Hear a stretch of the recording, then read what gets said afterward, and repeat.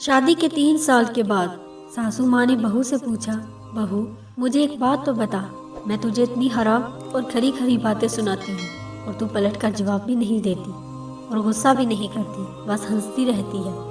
بہو کو تو جیسے سنانے کو کہانی مل گئی، کہنے لگی، اماں جی آپ کو ایک بات سناتی ہوں۔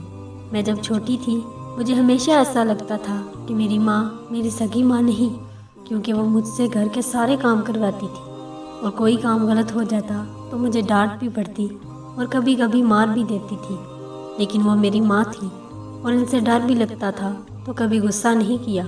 یہاں تک کہ میں کالج سے تھک کر واپس آتی تو آتے ہی کچھ دیر آرام کے بعد مجھے کام کرنے کو ہوتے تھے۔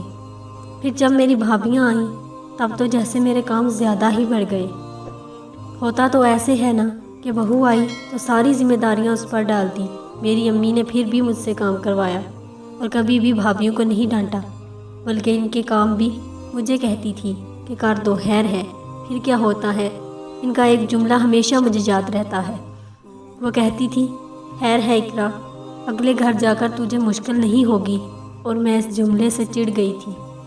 جب میری شادی تھی تو 2 دن پہلے مجھے امی نے پیار سے اپنے پاس بٹھایا اور بولی، بیٹا آج تک سمجھ میں تیری ساس تھی، میں نے تجھے پریکٹس کروا دی ہے، تجھے بتا دیا ہے کہ ساس کیسی ہوتی ہے، اب سے میں تیری ماں ہوں، اب تیری شادی ہو رہی ہے، تو بیٹا جب تمہاری ساس تمہیں کچھ کہے تو سمجھنا جیسے میں کہتی تھی ویسے ہی تیری ماں تجھے ڈانٹ رہی ہے۔